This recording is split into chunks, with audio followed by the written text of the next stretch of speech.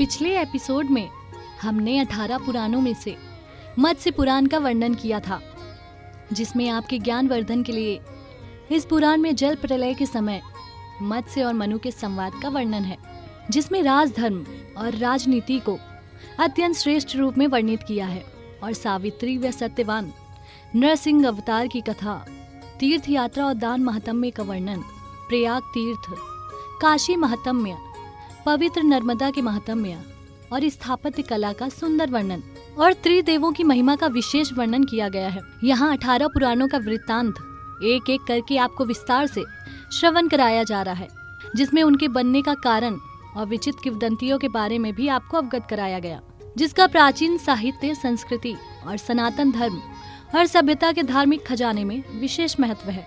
देश में हर कोने में अनेकों ऐसे प्रेरणादायक मंदिर, शिवालय, बेशकीमती महल, ऐतिहासिक किले देखने को मिलते हैं, जिससे आप हमेशा से अपना ज्ञानवर्धन करते आए हैं। लेकिन आज मैं आपको गरुड़ पुराण के बारे में बताने जा रही हूँ, जिसे शायद ही आपने पहले कभी श्रवण किया होगा। भारतीय परंपरा के अनुसार सनातन धर्म में पुराणों को बहुत महत्वपूर्ण स्थान दिया जाता है, जो श्री हरि के स्वरूप, लीलाओं और जीवन में अनेक प्रकार के अलग अलग सिद्धांतों का वर्णन करता है। हिंदू धर्म में 18 पुराण हैं, जो महर्षि वेद व्यास ने संकलित किए हैं। 18 महापुराणों में त्रिदेव ब्रह्मा, विष्णु और शिव शंकर पर आधारित है, जिसमें त्रिदेवों में प्रत्येक को 6 पुराणों का सम्मान हमारी संस्कृति ने समर्पित किया है।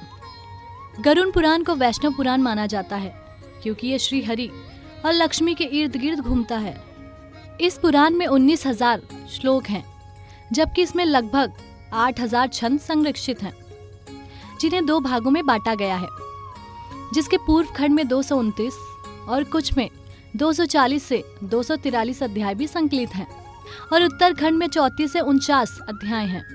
और इस पुराण के आधुनिक संस्करण वेंकटेश्वर में ब्रह्मखंड नाम से एक अतिरिक्त खंड भी मिलता है। माना गया है कि गरुड़ पुराण को अग्नि पुराण के बाद में बनाया गया, क्योंकि इसकी संरचना विशिष्ट रूप से एक मिश्रण है, जिसमें भारतीय साहित्य की ऐतिहासिक पौराणिक शैली में सिद्धांतों के पालन का कम ध्यान रखा गया है। इसे विष्णु जी ने गरुड़ को सुनाया और गरुड़ ने फिर इसे ऋषि कश्यप को सुनाया, जिसे नैमिषा के पुरातन जंगल में सब ऋषियों को सुनाया गया और ऋषि व्यास के पास पहुंचा। इस पुराण का सबसे बड़ा भाग खंड, जो कि 90% पूर्व खंड है, जो मानव जीवन के रहन सहन के विषयों के बारे में क्रमबद्ध चर्चा करता है, और बचे हुए 10% को प्रेत खंड का नाम दिया गया है। जीवन के अंतिम पड़ाव में मुख्य रूप से मृत्यु और दाह संस्कार से जुड़े अनुष्ठानों से संबंध रखता है। बताया है कि ब्रह्मांड विज्ञान विष्णु और लक्ष्मी के इर्द गिर्द ही रहता है, क्योंकि उनके मिलने से निर्माण शुरू हुआ, और विष्णु को हम कभी न बदलने वाली वास्तविकता मानते हैं, जो परम ब्रह्म है। लेकिन लक्ष्मी बदलने वाली वास्तविकता है, जिसे माया का दैवीय रूप और ब्रह्मांड का भौतिक रूप माना गया है। माया ही लक्ष्मी के प्रकृति रूप की रचनात्मक शक्ति और ब्रह्मांड में बीज और सृजन का मुख्य स्रोत है। मानव जीवन में शरीर को सभी देवताओं का घर माना है, क्योंकि जो शरीर से बाहर है वही शरीर के अंदर भी मौजूद है। ये पुराण वैष्णव त्योहारों और उनकी पूजा विधि का वर्णन करता है, और ये विष्णु के संबंध में बनाए गए पवित्र स्थानों को महात्म्य प्रदान करता है। जबकि इस पुराण में शिव शक्ति के लिए श्रद्धा रखने वाले खंड भी शामिल हैं, जिसमें विष्णु, शिव, दुर्गा, सूर्य और गणेश जी की पूजा होती है। इस पुराण में एक सबसे रोचक तथ्य ये है कि सनातन के विद्वान पत्थरों से भी ऊर्जा लेकर सामाजिक जीवन में अलग रोशनी लाने की कोशिश करते हैं। यहाँ अनेक प्रकार के कीमती पत्थरों, रत्नों का ज्ञान भी दिया गया है, जो आज रत्न विज्ञान के नाम से जाना जाता है, जिसमें रत्न के आकार, गुण, दोष और रंग का बहुत ही विशेष रूप से परीक्षण किया जाता है। और जब कोई व्यक्ति विशेष इसे धारण करता है, तो उसे किसी विशेषज्ञ से इसकी कीमत, गुण या दोष का परीक्षण जरूर करवाना चाहिए।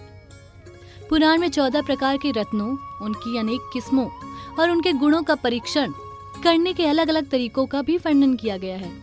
यहाँ जिन रत्नों की चर्चा है, उनमें मणिक, मोती, हेसोनाइट, जेड, पन्ना, हीरा, नीला नीलम, मूंगा, लाल गार्नेट, पीला नीलम, बिल्ली की आंख, रंगीन कार्टेज और ब्लड स्टोन शामिल है। ये पुराण रत्नों के गहन अध्ययन और तकनीक की चर्चा करता है और सभी रत्नों की पौराणिक संरचना, ज्योतिषीय महत्व और ताबीज के रूप में लाभों और सिद्धांतों के बारे में बताया गया है।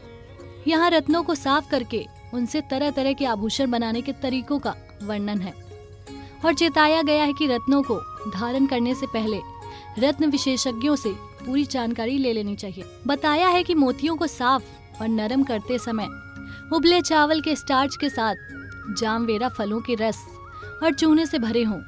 यहाँ इन मोतियों में गहने बनाने के लिए मोती में छेद करने तक का वर्णन मिलता है। इनको साफ करने की एक अनुक्रमिक विटन पट्टी विधि, जिसके अनुसार मोतियों को गर्म पानी, शराब और दूध से साफ किया जाता है, जो सबसे अच्छे परिणाम देता है। यहाँ घर्षण के परीक्षण को भी वर्णित किया गया है, जिसमें मोतियों की जांच की जाती है। इसमें पन्ना, जेड, हीरे और अन्य रत्नों को समान परीक्षण से गुजरना पड़ता है। सनातन धर्म में अनेक महत्वपूर्ण वेद, शास्त्र, पुराण और ग्रंथ हैं, जिसमें गरुड़ पुराण को एक अहम पुराण माना गया है। इस पुराण में संसार के पालनकर्ता विष्णु अपने भक्तों को दिए हुए ज्ञान को वर्णित करते हैं, जिसके अनुसार इस पुराण में मृत्यु के बाद की स्थिति का वर्णन किया गया है। गरुड़ पुराण में इंसान के संसार में आकर किए गए अलग अलग कर्मों और आचरण के लिए अलग दंड निर्धारित है।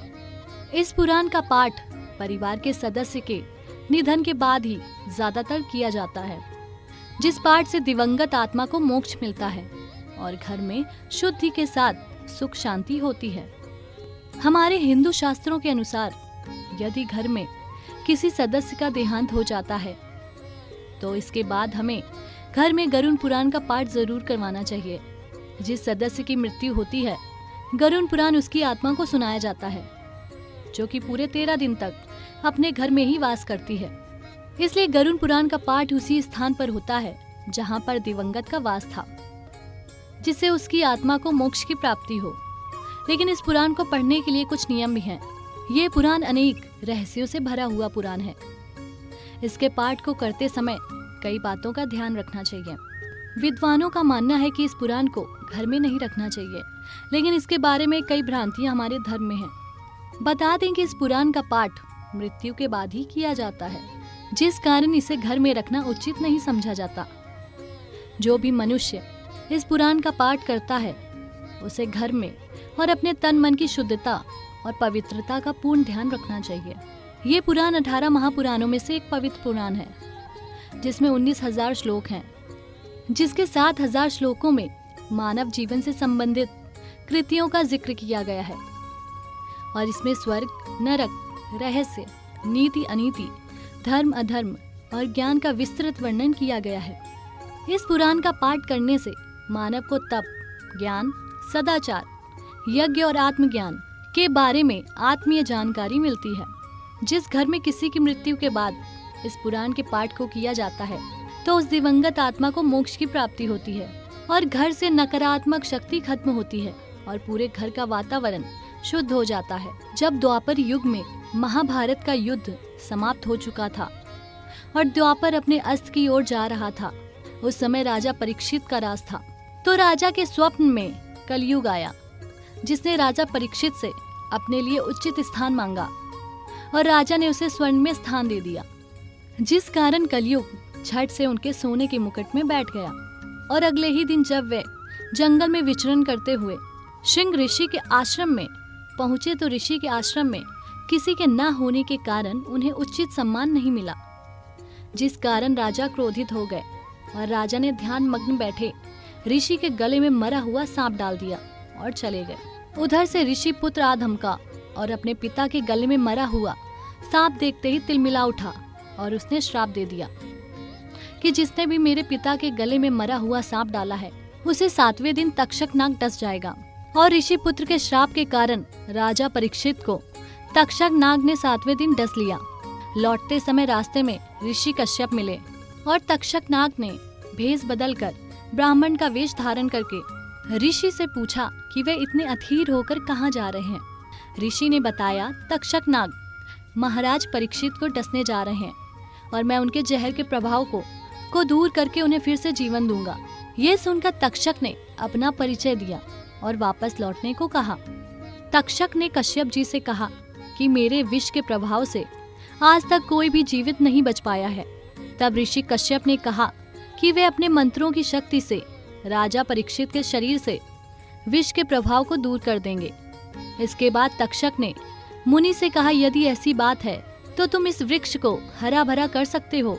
जब तक्षक ने वृक्ष को विष से जलाकर भस्म कर दिया तो ऋषि कश्यप ने वृक्ष की राख पर अपना मंत्र चलाया और देखते ही देखते उस राख में से कई कोपलें फूटने लगीं और वृक्ष फिर से लहलाकर हरा भरा हो गया। ऋषि कश्यप के चमत्कार से नाग देवता ने आश्चर्यचकित होकर पूछा कि वे राजा का भला क्यों करना चाहते हैं। तब ऋषि ने कहा कि उसे राजा परीक्षित का प्रजा से व्यवहार और शांति प्रिय शासन से बहुत अच्छा लगता है। तब ऋषि ने कहा कि उसे राजा परीक्षित का प्रजा से व्यवहार और शांति प्रिय शासन बहुत ज्यादा अच्छा लगता है और मुझे वहां से बहुत धन मिल जाएगा। तक्षक ने कहा कि आपको आशा से अधिक धन दे दिया जाए तो आप वापस चले जाओगे, और नागदेव ने ऐसा ही किया। गरुड़ पुराण सुनने के बाद कश्यप ऋषि का प्रभाव और शक्ति बढ़ गई। महर्षि वेद व्यास ने पुराणों का संकलन करते हुए बताया है कि कलयुग में 3 पुराण श्रीमद् भागवत महापुराण, विष्णु पुराण और गरुड़ पुराण को महत्वपूर्ण माना गया है, जिनमें से गरुड़ पुराण को सबसे अधिक महत्व दिया गया है, जो कि सनातन हिंदू धर्म के 18 पुराणों में से वैष्णव संप्रदाय से संबंध रखने वाले महापुराण बताए गए हैं। इस पुराण को सनातन हिंदू धर्म के अनुसार देहांत के बाद सद्गति देने वाला माना जाता है। श्री हरि विष्णु गरुड़ पुराण के अधिष्ठता देव हैं, जिस कारण ये पुराण वैष्णव पुराण कहलाता है। देहांत के बाद गरुड़ पुराण का श्रवण कराने से मृतक को जन्म मृत्यु से जुड़े सत्य का ज्ञान हो जाता है। आज के अनुसार पांडुलिपियों में कुल 8000 श्लोक मिलते हैं। इस पुराण को पूर्व खंड और उत्तर खंड 2 भागों में बांटा गया है, जिसके पूर्व खंड में 229 अध्याय और उत्तर खंड में 34 से 49 अध्याय मिलते हैं। यहाँ पूर्व खंड को आचार खंड और उत्तर खंड को प्रेत खंड या प्रेत कल्प भी कहते हैं। 90% सामग्री पूर्व खंड में और बाकी 10% सामग्री उत्तर खंड में मिलती हैं। गरुड़ पुराण के पूर्व खंड में अनेक विषय शामिल हैं।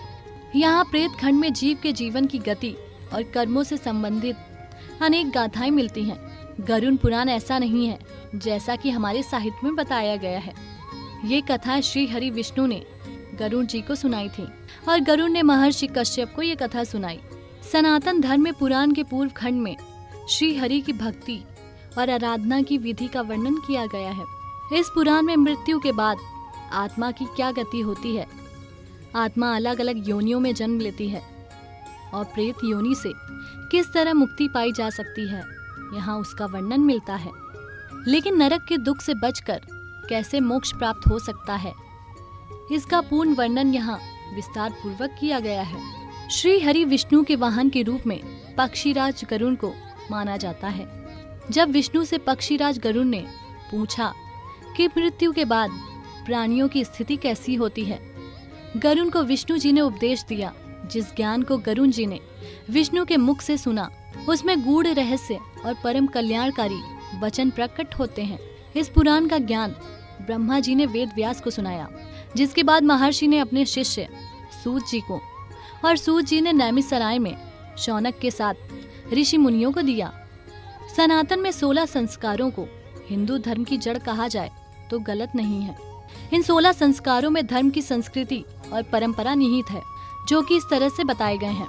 पहला गर्भधान संस्कार, दूसरा पुंसवन संस्कार, तीसरा सीमंतनियोन संस्कार, चौथा जात कर्म संस्कार, पांचवा नामकरण संस्कार, छठा निष्क्रमण संस्कार, सातवां अन्नप्राशन संस्कार, आठवां चूड़ा कर्म संस्कार, नवा विद्यारंभ संस्कार, 10वां कर्णवेद संस्कार, 11वां यज्ञोपवीत संस्कार, 12वां वेदारंभ संस्कार, 13वां किशान संस्कार, 14वां समावर्तन संस्कार, 15वां विवाह संस्कार, 16 अंत्येष्टि संस्कार।